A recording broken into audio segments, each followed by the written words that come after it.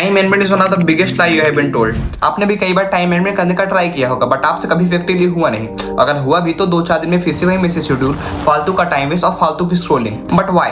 Because you don't have a time management problem, you have an attention management problem. And if your attention is scattered, then no calendar, no app, no productivity hack is going to save you. So you are lost and stuck not because of lack of time but lack of attention. और इस video में आगे हम यही समझने जा रहे हैं कि अगर आपके दिन में भी कई इंपॉर्टेंट टास्क आपके इधर उधर पड़े रह जाते हैं एक प्रॉपर टाइम होने के बाद भी, या किसी एक फिक्स शेड्यूल होने के कारण आपके पास कम टाइम बचता है, तो कैसे आप उसी टाइम में आप अपने टास्क को मैनेज कर सकते हैं by having attention framework and having a daily attention diary. So let's get into the video. आपके 2 घंटे की प्रोडक्टिविटी दूसरों के 4 घंटों से ज्यादा होगी अगर आपका अटेंशन एक चीज पर फोकस है। तो हम अपने काम को 10x स्पीड से कर सकते हैं अगर अपने अटेंशन को सही डायरेक्शन में पॉइंट कर लें। So it's not about the time, it's about the attention. अब मैं यहाँ पे अटेंशन मैन की बात इसलिए कर रहा हूँ क्योंकि टाइम सबके पास फिक्स होता है, सबके पास सेम 24 आवर्स है। So what creates difference is attention. हाँ, मैं मानता हूँ कि सबकी डेली लाइफ अलग हो सकती है, सबकी डेली रूटीन अलग हो सकते हैं, जिसके कारण कई बार आपको इंपॉर्टेंट टास्क के लिए भी कम टाइम मिलता होगा। बट इसका सॉल्यूशन भी टाइम मैनेजमेंट नहीं बल्कि अटेंशन मैनेजमेंट होता है। फॉर एग्जाम्पल, अगर आपको डेली के 2 घंटे भी किसी टास्क को करने के लिए मिलते हैं, बट अगर वो 2 घंटे फोकस्ड और डिस्ट्रैक्शन लेस हो तो आपकी प्रोडक्टिविटी बहुत ज्यादा इंक्रीज हो जाएगी। लेकिन हम तो 2 घंटे पढ़ने या किसी काम को करने बैठते हैं तो उसमें से आधे घंटे स्क्रोलिंग में और नोटिफिकेशन को देखने में बिता देते हैं।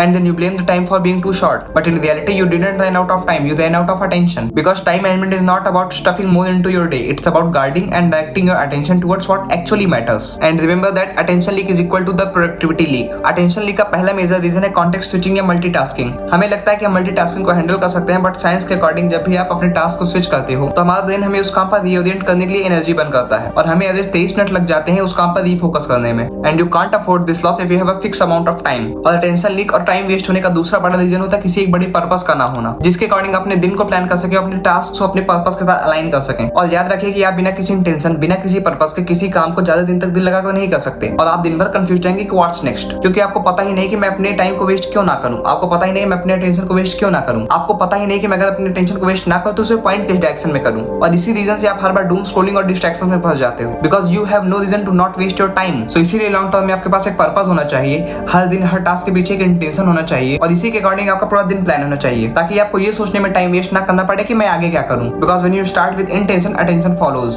Now the question is how to train your attention like a muscle. To focus on something first you have to cut the crap. आज के इस डिजिटल एरा में डिजिटल चीजें हमारे डिस्ट्रैक्शन का एक मेजर रीजन बन चुके हैं। So you have to set the digital boundaries, यानी कि आपको अपने काम के समय पे एसएमएस, नोटिफिकेशन और कॉल्स को अवॉइड करना है। आपको क्लीन फोकस के लिए क्लीन वर्क स्पेस की रिक्वायरमेंट होते हैं। So you have to focus on environmental cues. Now we have an attention system जो कि एक 9 स्टेप फ्रेमवर्क है to transform how you manage your time by managing attention first. So let's break it down. A stands for awareness of attention leaks, यानी कि आपको note down करना है अपने 5 टॉप डिस्ट्रैक्शंस को, like what triggers my urge to check my phone, when do I usually drift. T stands for time energy sinking। बहुत से लोग अपने दिन को टाइम के बेसिस पर प्लान करते हैं, बट ट्राई कीजिए कि आप उन्हें एनर्जी के बेसिस पर प्लान कर सकें, यानी कि हाई अटेंशन टास्क को हाई एनर्जी आवर्स के साथ सिंक कीजिए। बट ये चीज पर्सन टू पर्सन वेरी कर सकते हैं, क्योंकि बहुत सारे लोग पसंद करते हैं कि वो जो कठिन टास्क होते हैं, यानी कि जिस टास्क के पीछे प्रोक्रेस्टिनेट करते हैं, उसको अपने दिन के शुरुआती टाइम में करना पसंद करते हैं। सो ये डिफर करता है पर्सन टू पर्सन कि आप किस टाइम पर किस काम को करना प्रेफर करते हैं। E stands for environmental design, यानी कि आपको ऐसे एनवायरमेंटल क्यूज पर ध्यान देना है जो कि हेल्प करते हैं आपको मैक्सिमम फोकस को अचीव करने में। N stands for no multitasking rule, यानी कि one task at a time,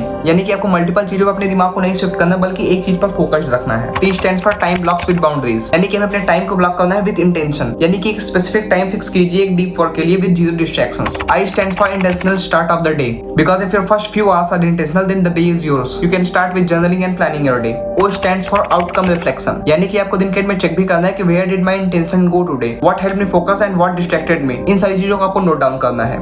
N stands for normalize boredom। It's a big issue कि हम बोर होने को अपनी प्रोडक्टिविटी का एक डिसाइडिंग फैक्टर बना लेते हैं। Rather we should train our attention like a muscle। अगर आप इस अटेंशन फ्रेमवर्क का यूज करते हैं देन आई एम श्योर कि आप टाइम मैनेजमेंट और अटेंशन मैनेजमेंट को बैलेंस कर पाएंगे। अब यहाँ पे हमारा गोल कोई रोबोट बनना नहीं है, बल्कि अपनी लाइफ को उस मैनर में डिजाइन करना है जिससे हम उन चीजों पर फोकस कर पाए जो हमारी लाइफ में एक्चुअल में मैटर करती हैं। लोग डिसिप्लिन होने से समझते हैं कि वो कामों में फंस जाएंगे और उनकी लाइफ रोबोटिक हो जाएगी, उनकी फ्रीडम छीन जाएगी। बट मुझे लगता है कि डिसिप्लिन ही ऐसी चीज है जो लोगों को फ्रीडम दिला सकती है, क्योंकि डिसिप्लिन हमारे एक फिक्स टाइम को बात कर हमारे रेस्ट ऑफ द डे को फ्री कर देती है। फॉर एग्जाम्पल, अगर आपके पास दिन में 2 इंपॉर्टेंट टास्क हैं, अब आप क्या करते हो कि आप डिसिप्लिन होकर उन्हें एक फिक्स टाइम में समाप्त कर देते हो, then for the rest of the day you have the freedom to do the other things as well. Otherwise अगर आप उन्हें प्रोक्रेस्टिनेट करते रहेंगे तो आप दिन भर बंधे रहेंगे मेंटली उन कामों से। सो कहीं ना कहीं अब आपकी फ्रीडम छिन गई, क्योंकि अभी आप मेंटली बंधे हुए उन कामों से। सो डिसिप्लिन के साथ चीजों को करने का मतलब फ्रीडम को खत्म करना नहीं होता, बल्कि डिसिप्लिन इज द फ्रीडम। अभी रिसेंटली मैंने ऑस्टिन क्लियन की एक बुक पढ़ी कीप गोइंग, जिसमें उन्होंने अटेंशन और अटेंशन मैनेजमेंट के बारे में बड़ी अच्छी मैनर में लिखा है। उसमें ऑस्टिन लिखते हैं कि your attention is the most valuable thing you possess,